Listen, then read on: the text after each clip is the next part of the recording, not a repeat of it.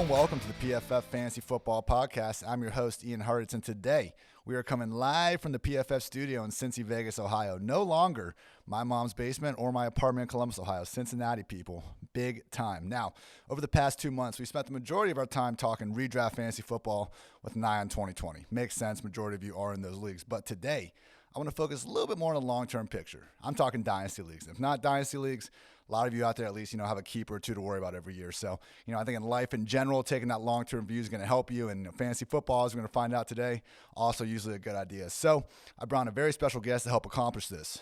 Editor-in-chief of FantasyLabs, part of Action Network, host on SiriusXM, man of the people, the prop prophet himself, Matthew Freedman. Matt, how's it going? I'm doing well. That was an excellent introduction. It was almost as if you were just reading what was in my Twitter bio. That's how it goes, man. That's how I get random hosts all over the country to be, call me president of the Cordero Patterson fan club. I mean, you got to put some wild cards in that Twitter bio sometime to, catch them off guard.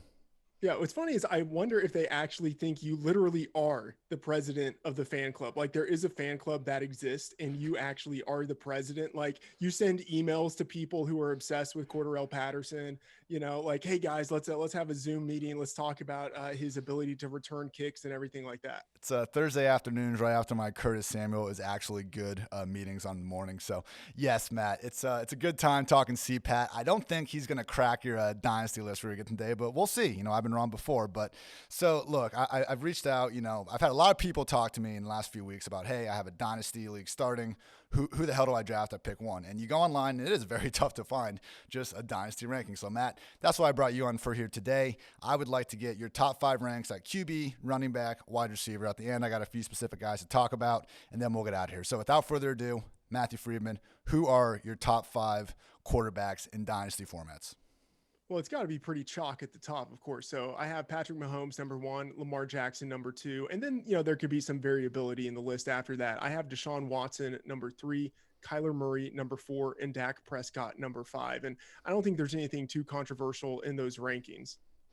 Yeah, so would you say, like, compared to other positions, do you see quarterback lining up the most, like, with redraft consistently?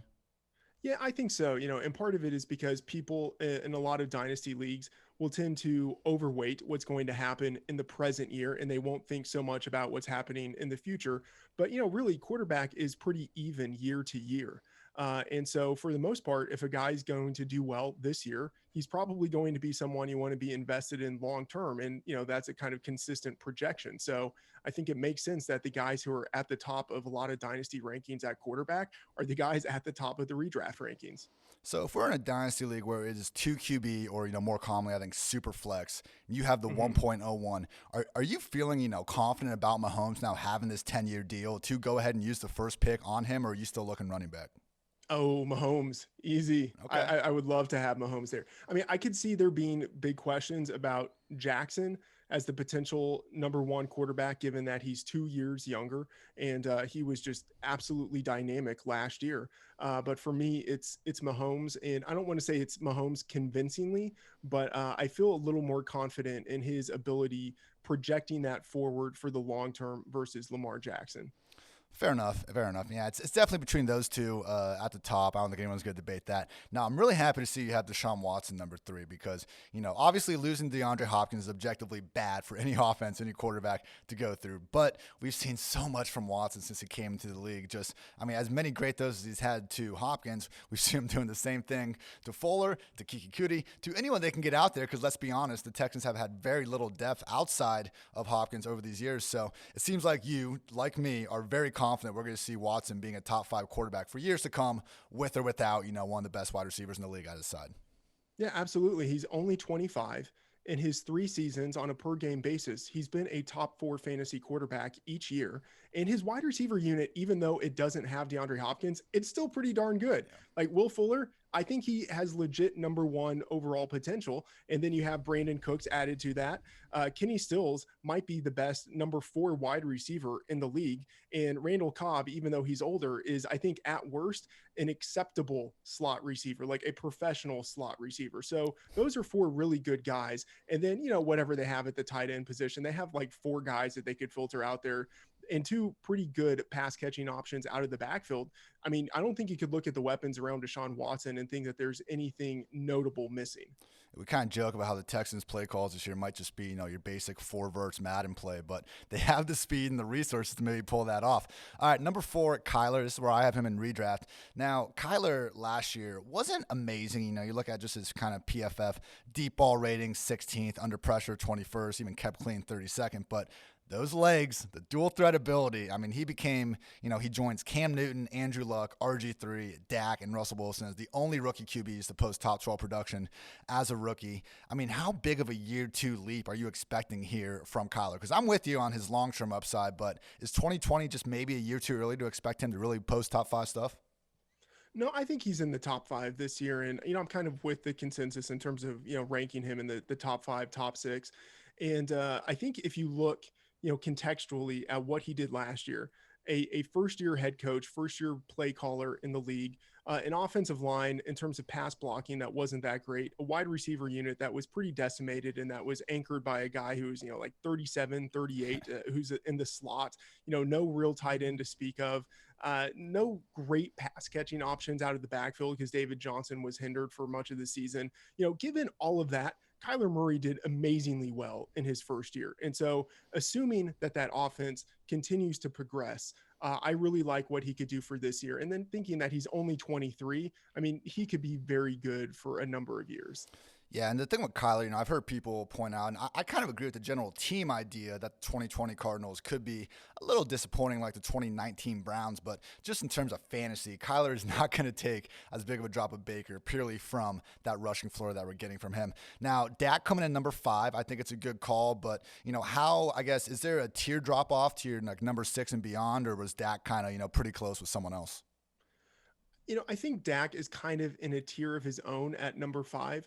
I would be tempted almost to put him at number 4 based on what he's done to this point in his career, but he's already 27. And it's not as if that's ancient for a quarterback, but that's significantly older than all of the 4 guys ahead of him. And then you have Russ at number 6, who's 32, Carson Wentz at number 7, who's 28. I just think that there's kind of a little bit of a difference, with Dak between the guys ahead of him and the guys behind him. But I feel pretty good about him at number 5. And, I heard you do the Dallas Cowboys podcast, and I agree with a lot of what you said. I think this Cowboys offense is going to light it up this year. They are so loaded. Word out of training camp just keeps on adding to the hype with how good CeeDee Lamb might be from day one. All right, man, good stuff all around. Now moving on to running backs. Give me your top 5. I have a feeling we're going to see a little bit of a different strategy because, as we all know, young man's game, young man position particularly. Yeah, this is where we get controversial. And I'll just kind of say up front, I have this perspective that if I can sort of project into the future with enough certainty and thinking like, okay, this guy in a year is probably going to be ranked in my top 5, I might as well put him in my top 5 now and try to get ahead of the market on this. So number 1, I have Christian McCaffrey. Number 2, Saquon Barkley. No big controversy there. Number 3, I have Clyde Edwards-Helaire. And I'm just going to say like that's aggressive, but people are going to be there in a year. I'm just going to beat them to that point. And number 4, this one I think is going to floor people. I have Josh Jacobs at number 4. And we can dive into that a little bit more. And then number 5, Ezekiel Elliott. And I'm totally fine with Zeke in the top 5, even though, he's already 25. I feel pretty confident that he belongs there. Okay, let's start at the top real quick. CMC versus Saquon. I mean, I think I'm on the belief of that, if the aliens invaded the planet, we had to field a football team, we needed to have a running back out there, it'd be Saquon Barkley. Like, I think he is the best running back in the league. But CMC's targets are just, oh my God, like we have never seen them before at the running back position. New offense, new quarterback, but I mean, they paid the guy already. Teddy's there. I mean, I guess you're not concerned about McCaffrey just continuing to set records as a receiver. Yeah, I mean, I think he has a really high target floor, which should help him age gracefully. And so, a normal, 2-down grinder, or maybe even like your well-rounded, competent 3-down back who's more of a runner than a receiver, that guy is going to have a steeper aging curve. But McCaffrey could, I think, really be an above average player for a number of years. And so I feel pretty decent putting him there at number 1, even though he is a year older than Saquon. And no one can take away from Saquon that as an athlete, like as a physical specimen, he is almost unrivaled in the league. So some people have Saquon number one. I wouldn't really battle you too much in terms of who's number one, who's number two, but I prefer CMC at the top because of his locked in workload. Yeah, and honestly, maybe the one, really big change that's coming in the Giants offense, and that is offensive coordinator Jason Garrett, could be the reason why you want McCaffrey there. Matt, I know you've been a, long time troubled, annoyed Cowboys fan who, you saw exactly what Jason Garrett's done over the years. Now, he did enable meaning he just fed the ball to as many times as he could. Ezekiel Elliott, DeMarco Murray, plenty of high-end fantasy backs over the year. Any concern about Jason Garrett, messing this up somehow? I mean, we do have Deion Lewis there. Like, oh, God, I can't imagine a situation where we're taking off Saquon Barkley for Deion Lewis, but hey, we saw Matt LaFleur do something similar not that long ago. No, I mean, Jason Garrett, his addition to that New York Giants organization is probably bad for everyone except for Saquon Barkley. I'm imagining a very running back focused offense where they run the ball a lot. Saquon gets a ton of usage, and then he also gets a lot of targets out of the backfield. I have Saquon as my number 2 running back this year in redraft, and I think he's locked in as a top 2 guy in Dynasty. All right, Clyde Edwards-Helaire, and I'm with you. Easily RB1 over Jonathan Taylor. I mean, it's just, you give Andy Reid a running back and good things happen. I mean, you go back to the Eagles days. Deuce Staley was putting up top 15 numbers every year. Brian Westbrook, I mean, from 2004 to 2008, Brian Westbrook, PPR rank, RB5, RB7, RB4, RB1, RB1. And that's PPR per game. So, he wasn't the RB1 all those years. But, I mean, my goodness. And I hate so much when guys get drafted and we immediately compare them to these former All-Pros. But in this case, I can't be mad because it was Andy Reid who coached Brian Westbrook, who's responsible at least a little bit for drafting Clyde Edwards-Helaire. He made the Brian Westbrook comp. Matt, you're buying in immediately that we're going to get Brian Westbrook-esque production from Clyde Edwards-Helaire in, anyone's idea of the best offense in the league. Yeah, and I should say, in all fairness, I was ridiculous enough to make the Brian Westbrook comp before he was drafted. And then it felt a little too perfect. Some people after the combine, when Edwards-Helaire ran only a 4.6 40 time at 207 pounds, some people thought, okay, this guy isn't athletic enough to really be a full workhorse in the league. But actually, if you kind of look back at the data, you look at some of those smaller, shorter guys, they actually haven't needed to have a lot of speed in order to do well in the NFL. I think like at a certain point, once a guy can play, it kind of doesn't matter if he has the speed, that normally goes along with the running back position. He's just good enough to be a professional running back. And I think that's what we see out of Edwards-Helaire. And then you add in the fact that he's such a dynamic receiving weapon. I mean, really unrivaled in the way that LSU used him. They would actually use him. People talk about like, oh, they can play this running back in the slot. Edwards-Helaire actually lined up in the slot a lot of times. They split him out wide. He has legitimate receiver-like capabilities. Add in the fact that he's only 21 years old, what he did in college last year, a first rounder, and then that offense that he's in. I mean, man, total home run.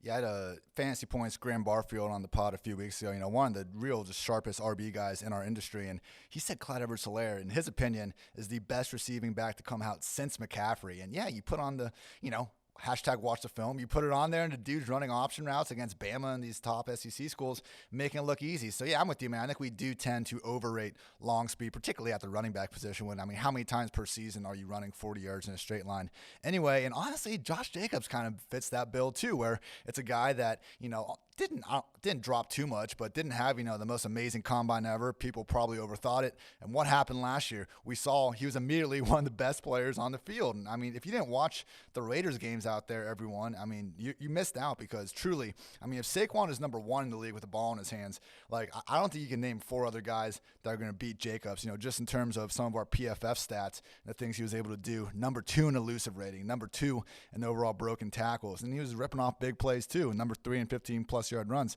Now, obviously, Matt, big topic of discussion over these last 2 weeks. Raiders felt the need to sign Theo Riddick.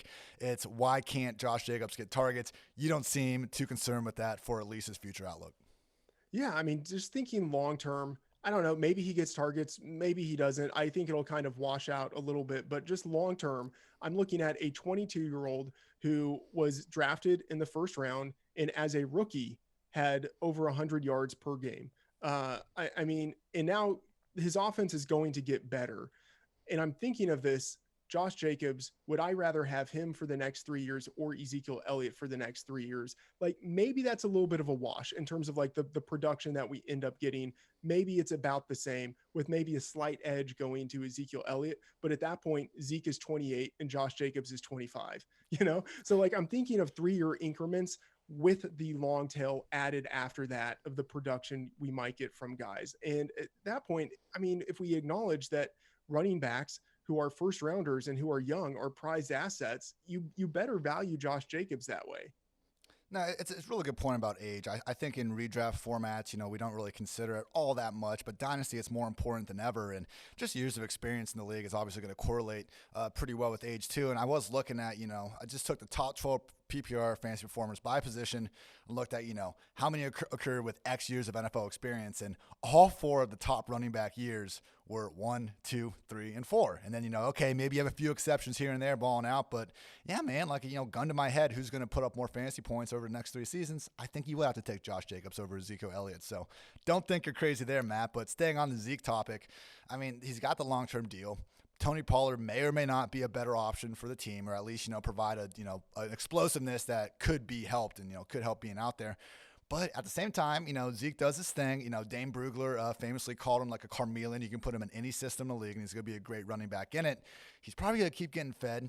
Maybe the targets will come now that Jason Witten's there. You seem confident we're going to have at least, another 3, maybe 4 seasons of high-end production from Ezekiel Elliott.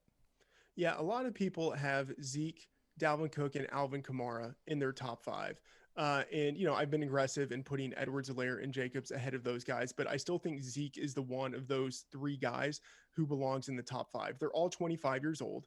And so, they're all at that point where they're going to start to decline in value within the market, the trading market, and then also declining in value in terms of what they give you year to year in fantasy points. But Zeke, I think, has that elevated floor based on the offensive line in front of him, the system that he's in, the usage that we get out of him year after year after year, and the fact that even though he's not used all that much in the receiving game, he is still competent enough as a receiver to give him a well-rounded floor. Yeah. So, I prefer him to Cook, prefer him to Kamara. We know that Zeke is going to be in Dallas for a while. We can't say that for sure with Dalvin Cook and Kamara when it comes to the Vikings and the Saints. And again, they're all 25 years old.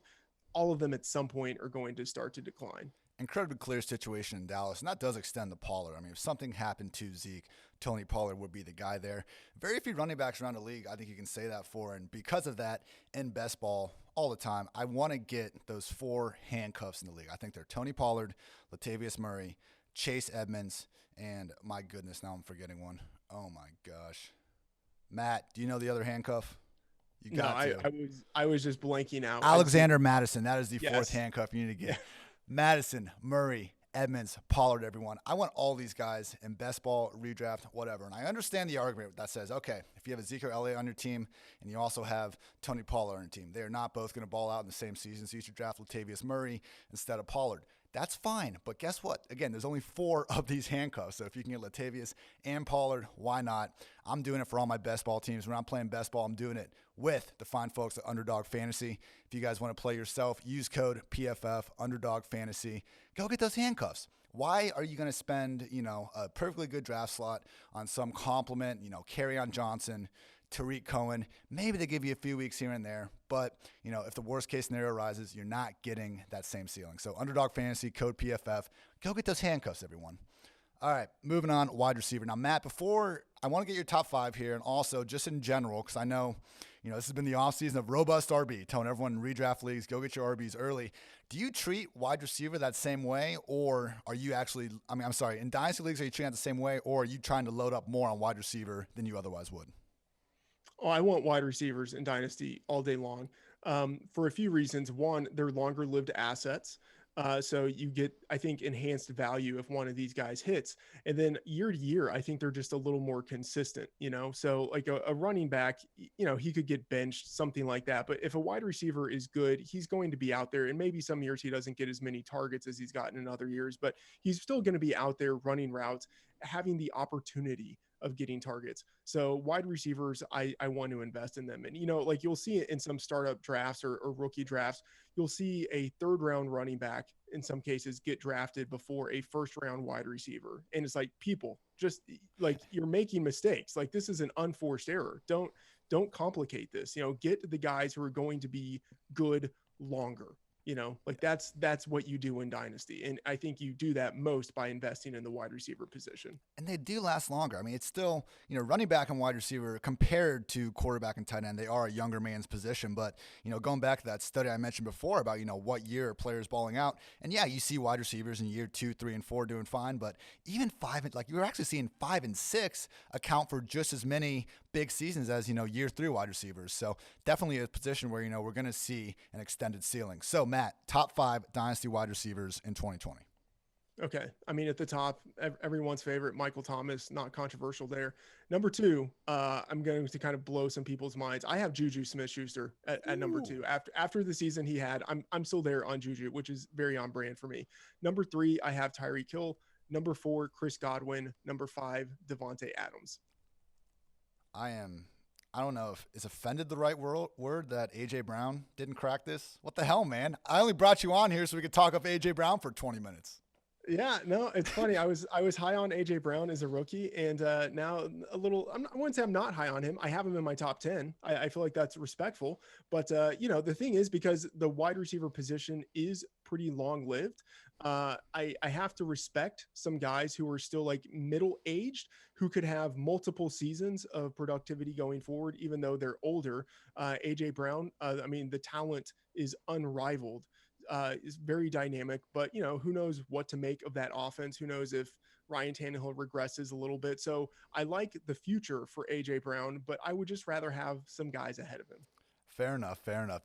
Diplomatic answer there from you, but okay. Michael Thomas, look, I don't think he's going to flirt with 200 targets every year.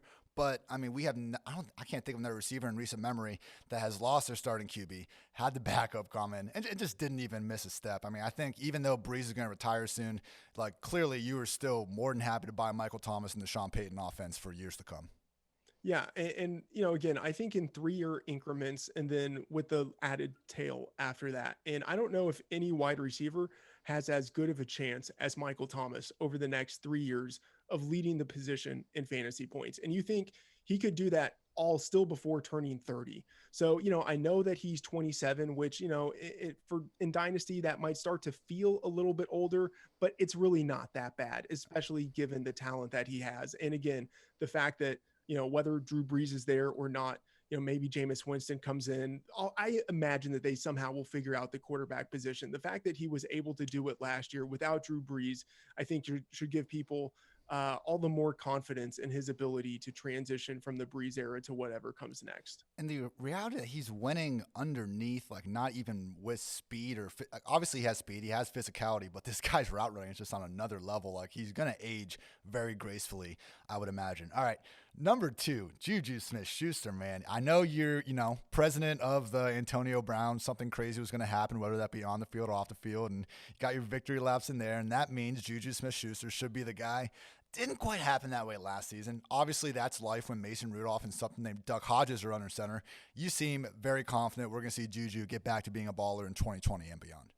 Yeah, he's only 24. Okay, so let's just pretend, even though we know it's not the case, let's pretend that what happened last year was representative of reality, that it was a normal JuJu season, that what happened on the field was just within the normal course of events. Even if you don't discount what happened last year, if you looked at what JuJu has done in his first 3 seasons, it stacks up really well with what a lot of other great receivers have done in their first 3 years, especially when you adjust for his age. So, and then you add in reality, which is like, hey, JuJu was injured for a massive chunk of the season, and he was playing with 2 guys who shouldn't even be in the NFL. So given that Ben Roethlisberger is back, given that he is a great talent, given that they actually have other good receivers on the outside who can help take away some of the defensive pressure, given that that offense is going to throw quite a bit, or at least I think they're going to throw quite a bit because that's just what Roethlisberger likes to do.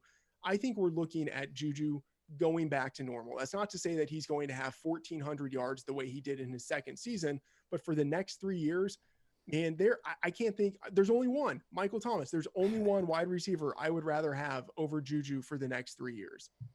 Yeah, only wide receivers to gain over 2,000 yards by the age of 22 during the Randy Moss era. Randy Moss, Josh Gordon, JuJu Smith-Schuster, Mike Evans, Amari Cooper, Larry Fitzgerald, Sammy Watkins, and DeAndre Hopkins.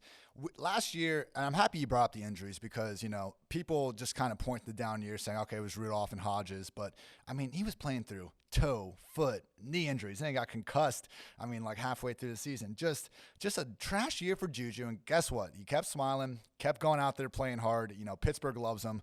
I'm, not quite as high as you on JuJu, but it would be surprising not to see him, be at a minimum a borderline wide receiver 1 for years to come. Yeah, here's the way I'm thinking about it now. The number 2 ranking might be aggressive, but, think of DeAndre Hopkins, who had 3 really strong seasons to open his career. Then in 2016, he had the, Brock Osweiler impacted down year. And people were like, I don't know about DeAndre Hopkins. Is he washed? And then he's had 3 great seasons, all pro seasons since then. There was a buying opportunity then, and you don't often get the buying opportunity with a premium wide receiver. And I think that's what we have now with JuJu. All right, number 3, you have Tyreek Hill. He is signed with the Chiefs through 2022. Guaranteed money is up in 2021, but obviously if no more off-the-field issues arise, he will be Patrick Mahomes' number 1 wide receiver for the next 3 years. Is the number 3 ranking here just a little bit of a, okay, we've seen Tyreek kind of struggle to, stay on the field, stay out of trouble, or is that just more you're worried about the overall target share? Well, like number 3, I couldn't put him much higher. That's fair. That's fair. JuJu at 24, I think deserves the edge over Tyreek at 26. But, number 3, I have a lot of respect for Tyreek Hill and what he's been able to do in his career. And the thing is, he's in that offense, which is just so great.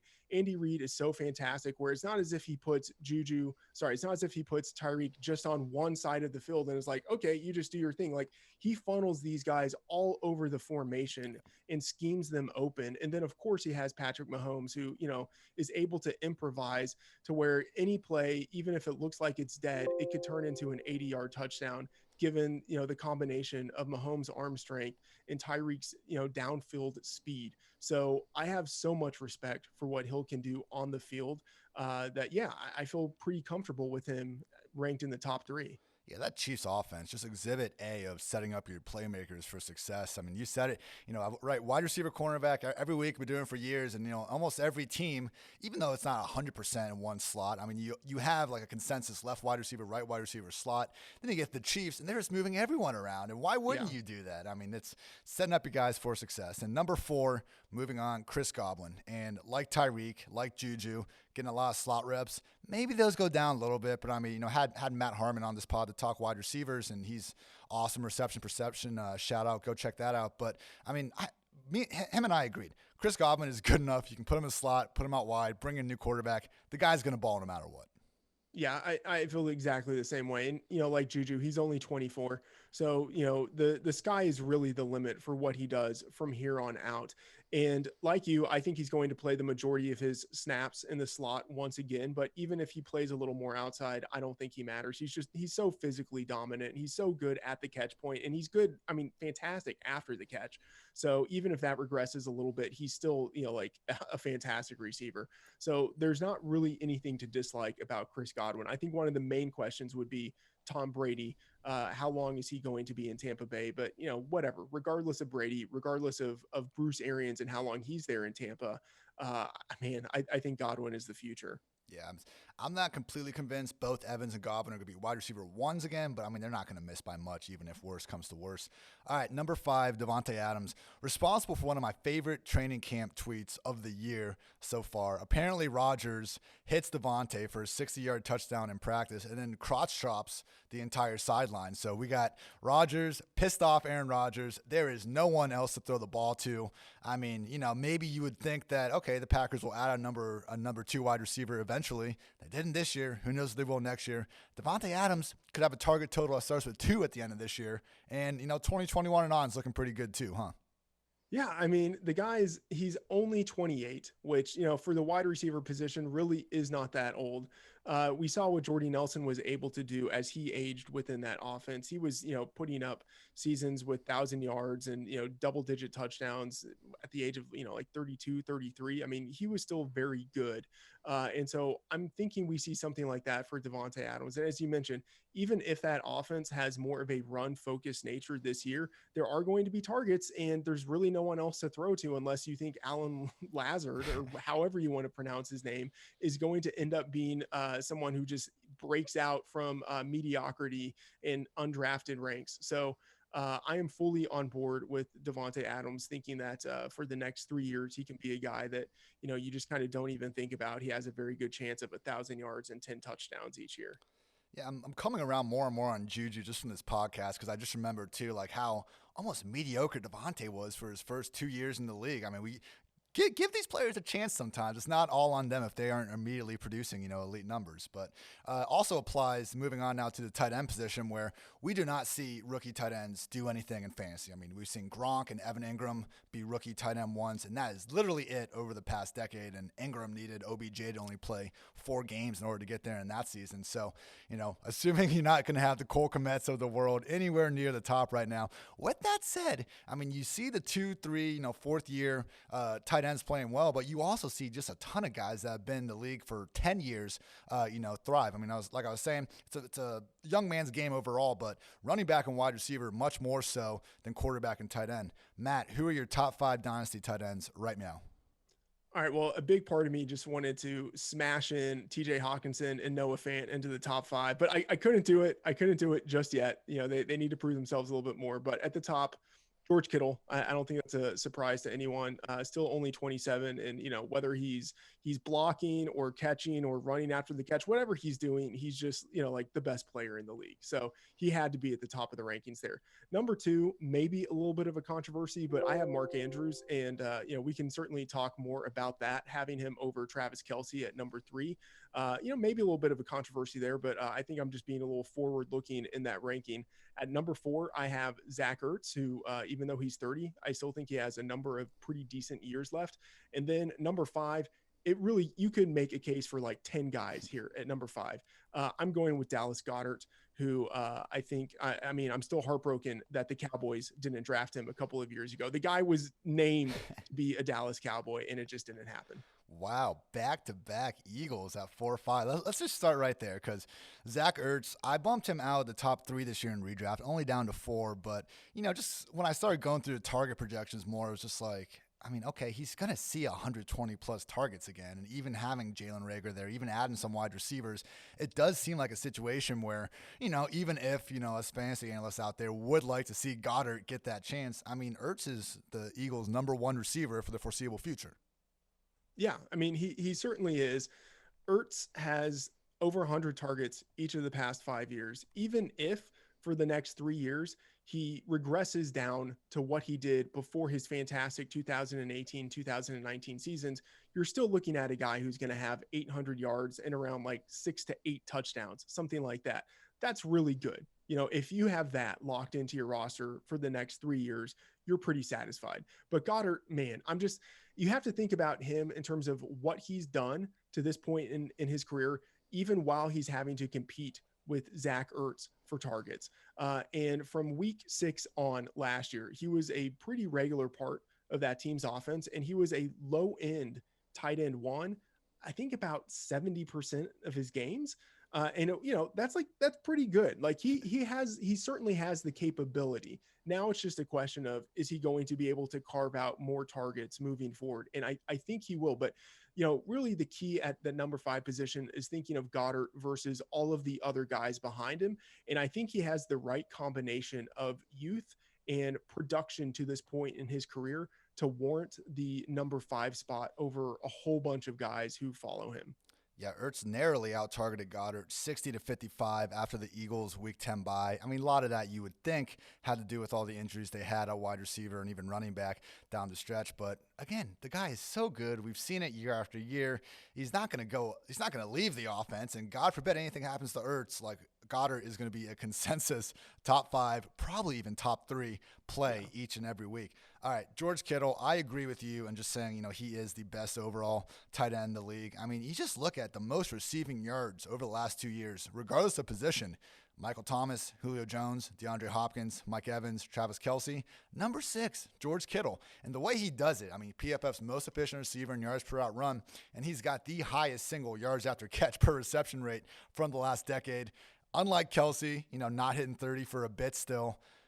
George Kittle, tight end 1, and Matt, I feel like even drafting him among, inside of the top 5 to 8 wide receivers going makes sense. Yeah, and what's scary is that, I mean, I feel like in his career, he's had 10 touchdowns called back. Or it's not, I mean, that's an exaggeration, but it's certainly been at least 3, So there's this idea where we really haven't seen the best of George Kittle yet. From a yardage perspective, even if he did just what he did last year, which is, over 1,000 yards in 14 games, he's still going to, at some point, have significant touchdown luck where he ends up getting 10, maybe 12 touchdowns, whatever. And think about his circumstances this year. There are a lot of injuries to that San Francisco wide receiver unit. This could be the year where George Kittle just destroys the position. Yeah, and you were spot on. George Kittle led the league with 3 nullified touchdowns due to penalty last season. I know sometimes they don't count. I mean, in the penalty, if the penalty didn't occur, it wouldn't have been a touchdown. But in these situations, it was pretty clear to see it was Kittle. It was ticky-tacky. Exactly. Yeah. Kittle was being a beast. So love that call. And do you have Kittle ahead of Kelce just in 2020? I do. Same here, man. I love it. All right, number 2, Mark Andrews. I mentioned how Kittle is the number 1 tight end in yards per out run. He's at 3.1. Mark Andrews is at 2.9, and then no one else is even above 2.6. So truly, I mean, I think if Kittle didn't exist and wasn't doing his thing, there'd be a whole lot more respect on Mark Andrews' name around the league. Yeah, I mean, Andrews was, tight end of the country his final year in college as a junior, the number 1 receiver for Baker Mayfield, and then came in and as a rookie looked totally dynamic. And then obviously we saw what he did last year in his second season. I mean, this guy just keeps on getting better. And now Hayden Hurst isn't there. And, I mean, you don't want to put too much on Hayden Hurst, now that Hayden Hurst is gone, it's going to mean lots of routes for Mark Andrews. But, they were using a tight end committee in Baltimore last year where Andrews wasn't on the field nearly as much as you think he would have been given the production that he had. So he's going to be on the field much more, running many more routes. They hardly ever use him as a blocker. When he's on the field, he's out there to catch the ball. And so, even if you just kind of modestly give him some more targets, even if you think hey, he's probably not going to be quite as efficient as he was last year because who can maintain that type of efficiency? Even if that's the case, he's still going to be a top 3 tight end, and he's only 24. And that's the thing. Normally it takes guys a while to develop at the tight end position, and think of Kelce. He was 24 when he entered the league, and then he did almost nothing as a rookie because of an injury. Andrews has already done so much, and he's only 24. Part of me wants to be all right, let's just put him number 1. I mean, I'm not going to be disrespectful to Kittle like that, but if not for Kittle, I mean, Andrews would be a slam dunk number 1. There's so much to like about him, given how long of a future he could have. It's a really good point about the workload and efficiency because, we've talked about how Lamar Jackson's touchdown rate is bound to regress because, again, you just can't be that good in back-to-back seasons. We've seen it again and again. Aaron Rodgers, Peyton Manning, whoever it might be, the next season they're not going to, have 9% of their attempts go for scores again. But the other side of that factor that we usually kind of ignore is that the guys regress a lot of times because their volume increases the next year because they just proved how much they can do with it. So even if Andrews doesn't average the same gaudy yards per out run numbers or, score 10 touchdowns on a minimal amount of targets again, he is the number 1 receiver in Baltimore, and it'd be almost surprising if he doesn't clear triple-digit targets this time around. So even if that efficiency isn't there, all the volume is going to be there. We already know he's a great player. Don't fade a guy just for regression, especially if the workload is going to be there. Now, number 3, Travis Kelce. I'm fine with this spot, man, because look, Gronk is only 144 days older than Kelce, and we saw how quickly that decline came. It's just such a punish, that position. There's so much wear and tear on the body when you got to be a blocker and receiver. Now, any other offense in the league, I'd be more concerned, but hey, I mean, with Patrick Mahomes, he's going to age as gracefully as humanly possible. Yeah, I mean, even if you look at what, Travis Kelce was doing his first couple of seasons in the league and think even if that is where we see Kelsey regress to.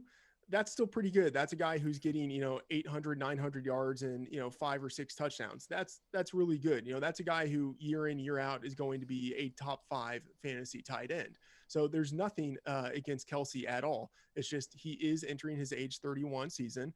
And yeah, I mean, I expect he's going to be good for a while longer, but you never know when that tight end cliff is going to come. Because of the offense he's in, you have to have a lot of respect with him. And so, some people still have him as their number 2 tight end. I understand it. I think that's just a little more focused on what he's going to do this year and not thinking so much about what might happen 2 to 3 years from now. Yeah, and it was good to see them get that 4-year extension. It just seemed like a situation where, Mahomes got paid, Jones got paid. Maybe Kelsey could be the odd man out, but hey, the salary cap doesn't seem to exist in Kansas City, so they were able to figure things out. Okay, Matt, all good stuff all the way around. I have about 8 guys I want to get your, quick 2 to 3 sentence thoughts on, a little rapid fire round, starting off with Jaguars, QB1, Gardner Minshew. I mean, he could be good. He could be absolutely terrible, and we'll find out this year. So, I mean, if you are someone who's optimistic on him, especially given his rushing floor, this is the time to invest, because if he does well this year, he's certainly going to be valued higher than he is now, given the weapons that he has, especially the addition of Laviska Shenault. Very interested to see what that rushing floor does. I mean, only Lamar Jackson, Kyler Murray, Josh Allen, and Deshaun Watson had more yards on the ground than Minshew last season, but literally every single one of Minshew's yards came on scrambles, and I do kind of think that designed rushing usage, like you see with Lamar and Kyler, more sustainable year to year. But yes, value will spike in a year if he does sustain again. Drew Lock with the Broncos, who, hey, he's a lot of fun, man. And, all the millennials out there like me like watching him rap Jeezy on the sidelines. But, hey, I don't know about the dynasty value. So I'm a little more optimistic on what we see out of Denver this year, given Pat Shurmur coming in. I mean, we need to remember how bad things were for the Broncos last year. They had 3 different quarterbacks. Rich Gangrelo, as their offensive coordinator, really wasn't getting the job done. Pat Shurmur, each of the past 4 years, has had a different quarterback. And so it's not as if there's lots of continuity within his system, but even though he's had to deal with a new passer each year, he's been able to oversee an offense that has played fairly fast and has thrown the ball pretty aggressively. And so I think that's going to suit Drew Lock pretty well. And so I'm probably a little more optimistic on what we see out of him this year and long-term relative to the market. I'm hoping that talent helps us get back to seeing the Drew Lock we saw at Missouri throwing downfield, because that was a real weak spot of his game with the Broncos, but I think it was more due to just the lack of kind of downfield talent around him. I mean, this was the college 2019's classes number 2 and number 4 ranked quarterback in QB rating and yards per attempt when throwing passes at least 20 yards downfield. Expect that to, be back up towards at least league average with Judy and Hamler now helping out. All right, Kareem Hunt. He's saddled with Chubb for at least another year, but man, if there's a backup running back in the league that could just, be flipped to an open offense and get back to balling out, it's got to be him. Yeah, it's really hard to know what to make of him. His talent, puts him, I think, in the top 5 if you're thinking just talent, and he's, only 25, so that's the same age as Zeke, Dalvin Cook, Alvin Kamara. If he were a lead back in an offense, he would be ranked right there with those guys. And so there's a lot of unknown with his situation, but if he finds himself as a lead back, even this year or next year, I mean, he's going to be, probably in the top 10 in Dynasty. There's just, there's the unknown, so you can't put him there right now. Nobody averaged more broken tackles per touch than Hunt once he returned from injury in 2019. It was the same guy, just didn't have the same touches, unfortunately, for his fantasy investors. All right. Can't go like more than a day or two, it seems, without talking about our next running back on the old Twitter sphere. You and everyone else in the industry has an opinion on him. Ronald Jones in Tampa Bay Buccaneers backfield. What's up? I'm too high on him. I'm not too high on him, but I have him number 15 in Dynasty at the running back position. Yeah, that's super high, but we're talking about a guy who was a 21-year-old rookie. And so he's only 23 now. And if you look at the guys who in their age 22 seasons as second-year players had 1,000 yards from scrimmage at the running back position, And you don't even need to look at like, okay, let's see if they were drafted in the top 100. But even if you kind of narrow in on those guys, those are some of the best players in NFL history. And like, it feels wrong to put Ronald Jones in that conversation. But he has upside that people are just not taking into account. And again, I feel like people are discounting what he did last year. He was actually pretty efficient on a per touch basis. The pass blocking, whatever, it wasn't great. But as a receiver, he was much better on a per route basis than anyone wants to give him credit for. He could be the legitimate lead back, the goal line scorer in a Tom Brady led offense. And he's only 23. Like, I don't understand why people aren't valuing him the way that he should be valued. It's, it took a while for us to get any sort of coach speak out of Bruce Arians, anointing him as the guy. But we've gotten that. And like you said, man, as bad as 2018 was for Ronald Jones, came back in a big way last season. He looked like their best running back all year. And it's unfortunate we had the blown, pass protection assignment that landed him, back behind Peyton Barber. But Barber's gone, and no one else they brought in is going to threaten him. So a little risky, but yeah, man, easy to see how he could be the lead guy in Tampa Bay for the next few seasons at a minimum. Okay. Odell Beckham Jr., I'm assuming he has taken one of kind of the worst ADP drops just among probable top 5 guys from last year.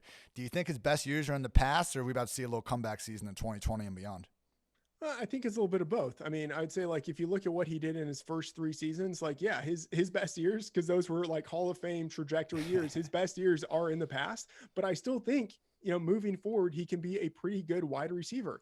We're talking about a receiver who has in 5 years, or maybe it's 6 years, 5 different 1,000-yard seasons. Like, there's a lot to like about what he has done to this point in his career, even though he's disappointed in the past couple of seasons. So I'm pretty optimistic about what we see out of Beckham, especially considering that he was playing in the second half of last season, at less than 100% in an offense that just as a whole was not clicking at all. So that offense will be pretty run focused this year, but I'm still expecting more opportunities down the field for Beckham. If he plays at a Stephon Diggs type of level or in a Stephon Diggs kind of role, I mean, I think we're looking at a guy who has 1,200 yard potential once again. That is the thing. I mean, you look at Kevin Stefanski in Minnesota. Diggs was a target leader at just 94, but he was also PFF's like single most used and most productive deep ball receiver. So like the targets as a whole weren't quite there, but the fantasy friendly nature of them was through the roof. And last season, OBJ and Mike Evans, only players with more than 25 incomplete targets that were deemed to be their QB's fault. He was playing injured. With Jarvis Landry being back there, it is a crowded offense, but this would be a situation where you hope talent will win out at least a little more so than it did in 2019. Another receiver who, man, I just feel like he's probably rated a little bit higher last year for a reason, Mr. Will Fuller. DeAndre Hopkins is gone. Deshaun Watson's still there. How are you approaching Will Fuller in Dynasty? I have him ranked number 30, but I feel that this is either way too low or way too high. If he stays healthy this year, next year he will be ranked in the top 12, probably, because that's the big question. If he stays healthy, you can imagine what he's going to do. I feel like he's locked in for 1,000 yards if he stays healthy. Like, I feel like that should be a formal part of his name, like Will Fuller the fifth, if he stays healthy. I'm imagining that there's a pretty good chance that he's going to miss multiple games this year. But, and so that's why I'm kind of hedging by having him ranked as the wide receiver 30. And keeping in mind, he is 26 this year. So it's not as if like he's in that middle-aged group where it's like, okay, I can't like just bank on tons of future for him. So, I'm trying to be realistic in how I'm approaching him, knowing that he has a really wide range of outcomes. It's hard to assume rational coaching, rational front office maneuvering, particularly in Houston. But, man, it would make more sense than ever if they just make sure, as long as Fuller can stay healthy, as you're saying, make that a legal part of his name, keep him around Deshaun Watson. Because, Watson, 22 games with Fuller, he's averaged 8.7 yards per attempt, 16 games without. That drops all the way to 7.3. If you just look at Watson's, leaders and adjusted yards per attempt, at the top, it's Fuller and Kenny Stills. And then, Hopkins is there at 9. And look, yes, a large part of that is the nature of their targets. They're constantly getting those downfield shots, but that helps open up the rest of the offense so guys like Hopkins can thrive. So important there. And yeah, man, like wide receiver 30, but give me that wide receiver 30 that has wide receiver 1 in his range of outcomes. We say like, oh, anyone can be a league winner. That's not really true. And Will Fuller is one of those guys. Now, my top league winner candidate for this year. I can't go more than a day without shouting his name just out my window when I wake up. Chris Herndon. Now, last year was a waste. 2018 was incredible just in terms of what he did compared to other rookie tight ends. Now we got even Adam Gase drinking the Kool-Aid. Matt, you better be high on Chris Herndon, otherwise I'm going to be mad, man. Yeah, it's hard. It's hard to know because, as you mentioned, his rookie season was so great. And here's the thing. Like, if you look at any list, you'll often see like Hall of Famer, Hall of Famer, Hall of Famer, and then like one guy who just like did nothing. And my fear is that if you look at the list of what like the comparable guys for what Chris Herndon did his rookie year, like it's a whole bunch of guys who are awesome. And then it's Chris Herndon. And my fear is that even though Herndon feels like he should be someone who is great for the rest of his career, he's going to end up being the name on that list where it's like, oh man, what happened to that guy? And the answer is he was, suspended his second season and then injured for the rest of it. And then he's, been stuck with the who knows, maybe this combination of Adam Gase and Sam Darnold actually works out. I would heavily bet against it. He's been stuck with that duo to facilitate his career, and I think facilitation might not happen. And so I have him ranked right now in Dynasty as the tight end 18, which is low, but it's like, do I really want to put him ahead of Irv Smith or JuJu Smith or Cole Kmet? Or it's like there are just a whole bunch of other guys where it's like, what, I can see how they get it done over Chris Herndon, even though talent-wise, he should probably be ahead of them. I have one of those lists you mentioned right here, handy. Only rookie tight ends to average at least 8 yards per target since 2000. Chris Herndon, Mark Andrews, Gronk, Hunter Henry, Heath Miller, Aaron Hernandez, Noah Fant, Jordan Reed, Zach Ertz, and Mr. George Kittle. So it's such a great list. It's such a great list. The thing is, on a list like that, there's always the one guy where it's like, yeah, that guy didn't do it. I'm just scared that it's going to be Herndon. The guy it's funny, there is always one of those guys, and I think was it Ray Armstrong? There's some guy on Washington, some rookie wide receiver that's always popping up on this list, and it's a good point, man. We'll see. I am still fully buying Herndon, particularly because, as you said, tight end 18 on your list. I think he's around that range on most throughout the industry. So, you're not going to look back at your dynasty team in 5 years and say, wow, if I just hadn't have snagged Chris Herndon in around 16, we'd be talking about all these championships. So while I see your point, I'm still telling all the listeners out there, do not leave your drafts without Chris Herndon. All right. He has so much upside. I feel the need to say that his upside as a tight end 18 matches the upside for the guys who are like at tight end 8. That's right. Ceiling is the roof for Mr. Chris Herndon. All right, last one, man, then we'll get out of here. Mike Gesicki, designated as a tight end, more or less plays wide receiver. 2020 could not be looking better with Albert Wilson and Alan Hearns choosing to opt out. But what are your thoughts on Gesicki, for the long term? I'm a little more pessimistic on him. I have him at tight end 14, but it's the guys who are ranked, tight end 6 to tight end 18. You could order them almost however you want, and I really wouldn't push back all that much. I have him behind JuJu Smith, have him behind Tyler Higbee, Hunter Henry, Irv Smith. I think I just feel a little more certain about those guys. But Gesicki certainly has the talent. His athleticism is, like 100 percentile. And he has the opportunity, or at least he should have the opportunity as the number 3 option behind Devontae Parker, Preston Williams, maybe even the number 2 option in that offense if things go his way. But I'm just a little more pessimistic on that happening. Yeah, no, I see some people like combating Gesicki's chances this year by pointing at Changeli's historical usage with tight ends. And again, he plays receivers. 77% of his snaps last season were in the slot or out wide. Coaching tendencies can be useful, but a lot of times, again, especially if it's a coach we think highly of, they're probably just putting their talent in a position to succeed. Shouldn't assume that James White is going to get the same number of targets as Christian McCaffrey just because Cam Newton is under center, for example. Matt, that's going to do it, man. Thank you so much. I thought you brought the heat, brought the fire, even though we had the A.J. Brown mini slander going. I thought we overcame that. Got a good podcast out of it. Everyone follow Matt on Twitter at Matt F. The Oracle. Yes, that is a shout out to the former amazing show, The League. But Matt, tell me what you got coming up, what you got on the pipeline over at Fantasy Labs and Action Network. So you can check out the Dynasty rankings. They are free at Action Network. We have the fantasy football cheat sheet and draft tool at Action Network, which is powered by the projections that Sean Corner, aka the Odds Maker, Chris Raybon, and I produce. Those are up to the minute. We update them almost every day. Anytime there's anything consequential with news, we do updates there. And then, of course, we have a lot of content that's going to be coming out shortly to help you prepare for fantasy football. And then, of course, when week 1 hits, it's just it's going to be the levee breaking with fantasy football content. Yes, sir. And yeah, it's, when I have a dynasty draft, I am pulling Mr. Matt Freedman's rankings out, going along with them. That's going to do it. I'm Ian Hartitz. That's Matthew Freedman. Thank you for tuning into the PFF Fantasy Football Podcast. And make sure to check out the rest of our PFF Podcast Network. We obviously have PFF NFL Podcast, Forecast, 2 for 1. But soon we will be having Unexpected Points with Kevin Cole, PFF College Football Podcast with Seth Galina, the Chris Collinsworth Podcast, and a daily betting podcast. So plenty of content on the road. Looking forward to week 1. I'm Ian Hartitz. Thank you all for listening. Have a good one. Thanks for watching the PFF YouTube channel. And if you want to subscribe, all you have to do is push the button. Don't forget everything you get. A little fantasy, push the button. A little green line for the gambling aspects of the game, push the button. College football, push the button. The YouTube channel from PFF.